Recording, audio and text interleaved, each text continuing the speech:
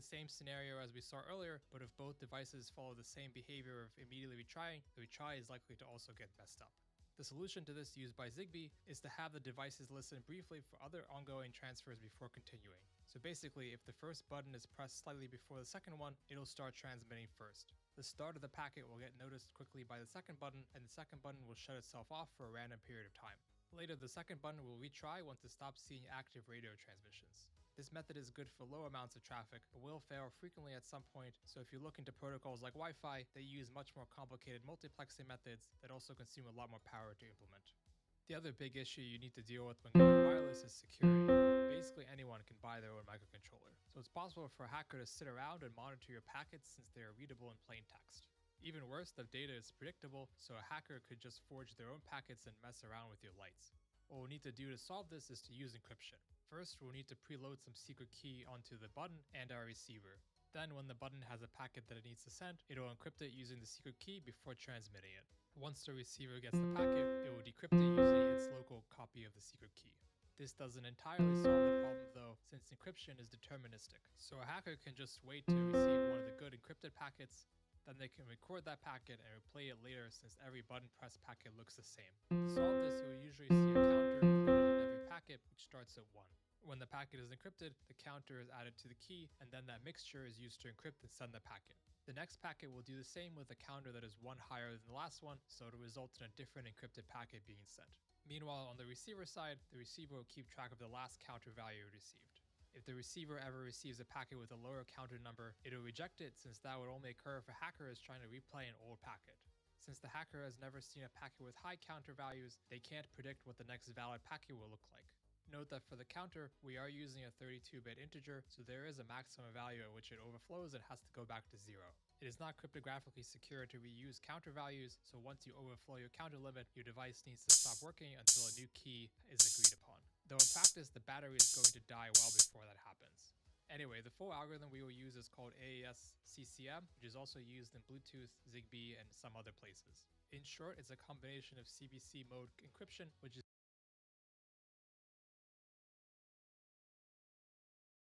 the counter method we just talked about, less likely. The last major design step for this project is to pick a battery. Nowadays, most electronics like phones, laptops have lithium-ion or polymer batteries dated in 5 years. Okay, so this video has been going for 20 minutes so far and we haven't actually made anything yet. Well, that changes now, and we're going to make the final product by combining everything we've collected so far. The first step is to design a PCB that puts everything together in KitKat.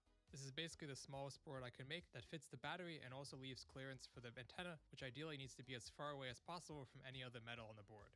And here's the cool 3D preview with most of the components attached. Though when you order this from your favorite PCB manufacturer, the boards will end up looking like this. When you get them, you first need to apply solder paste to hold down all the components. Then we can start laying down the components. For the microcontroller, the traditional approach is to get all the individual components like the main chip, flash, oscillator, antenna, and so on separately. But instead I found these tiny all-in-one modules that make it much easier to make all the electronics really small. And this module just fits onto the pads on the top of the board. Believe it or not, it's really hard to put these down in the right position when filming behind a camera, so bear with me here. Then I'll add the capacitor. And then we can put on the button. Know that the pull-up resistor for the button is inside the microcontroller and controlled through software. Also, I didn't mention earlier, but for USB to work correctly, you also need to add these resistors. If you've watched my other videos, I usually melt the solder in an oven, but since these boards are so small, I couldn't resist using this adorable little hot plate. This will take a few minutes to heat up the board, and probably the coolest moment is right here when the solder melts and the surface tension between the molten metal shifts everything into the right position. The other side of the board follows a similar process with first applying solder paste, but there is really only a programming connector, a USB connector, and a battery holder on this side, so it isn't really that interesting. Once everything is soldered and cleaned up, the board looks like this. I also added a tiny blob of solder on the right side of the jumper right here. This basically configures this to run off battery power. If you solder it to the left side, the board will be powered from the USB cable, so you can use this as a standard USB button. Anyway, this thing is still pretty useless, since these microcontrollers come with literally no code pre-installed. So first I'm going to plug in the board into my computer via this ARM programming tool. Then I'm going to run some commands to flash the USB bootloader. Then I can plug in the board via the USB connector, and it shows up as a bootloader in my list of USB devices. Then I can run some more commands to compile the sensor firmware for it, and then I'll flash it to the board. Then the board will restart and show up as a USB device attached to my computer. I'm now going to bring back in another of the USB dev boards I have to act as a receiver. For now it's connected to my computer, but for continuous operation I'm going to switch this board over to running on a Raspberry Pi 24/7 after this video. Anyway, to use the receiver, I'm going to open a second terminal tab and start a bridge program that'll connect to the receiver and let other programs access the receiver on my network.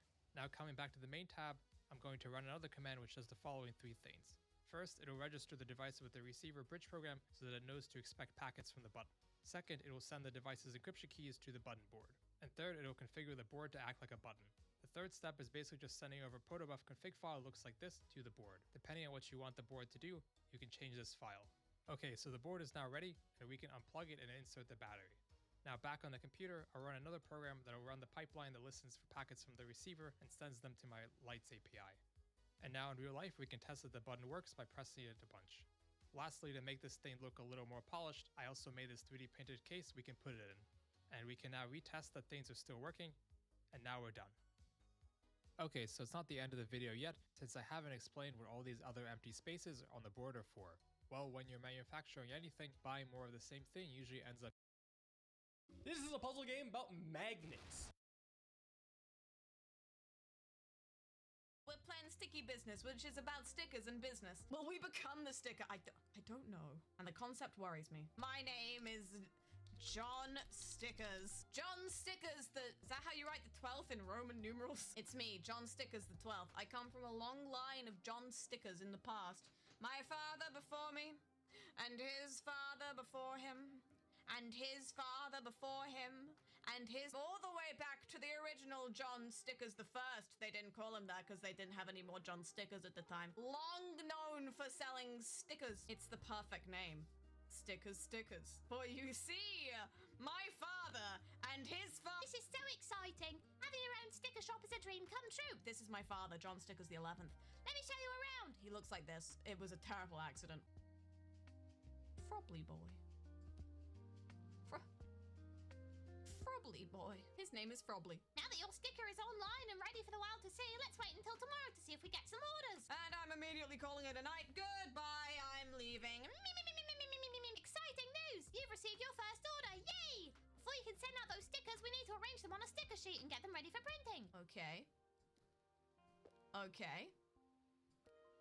How many do I need to... I'm just very carefully going to put 1 trillion stickers down and hope that that's the right idea. I hope you ordered 55,000. Oh dear. Save it. I got an achievement that it's just called Holy Sheet. Astounding stuff. Give me that! Now that you've printed your stickers, it's time to pack up those orders. Hey, John Stickers the 12th, it's me, Julia Klein. You have a sticker shop? That's amazing. When we meet up next time, you absolutely must tell me about it.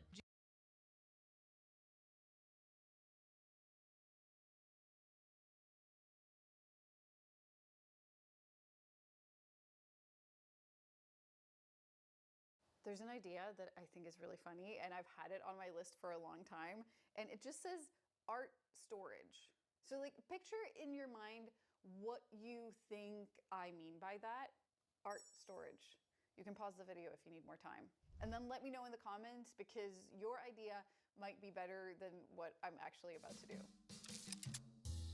This video is brought to you by Eufy Make and Trauma. Okay, this is what I'm thinking. Imagine a painting, but there are 3D elements to it, and some of the objects in the painting are actual real life objects. So like, for example, there's a portrait of a beautiful lady, but her hand is coming out of the painting and she's holding my actual toothbrush. Or there's like a medieval knight reading a scroll, but the scroll is an actual toilet paper roll. Only problem is that this is what my paintings look like.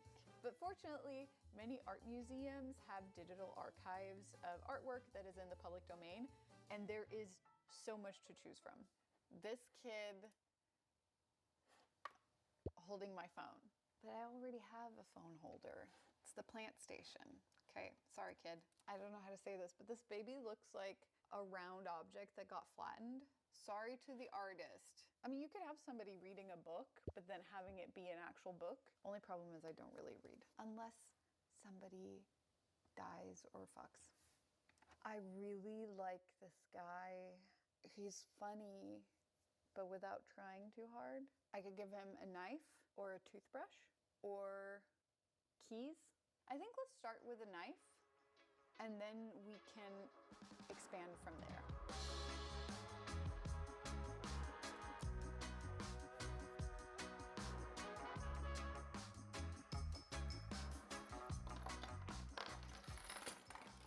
I got some stuff from the house.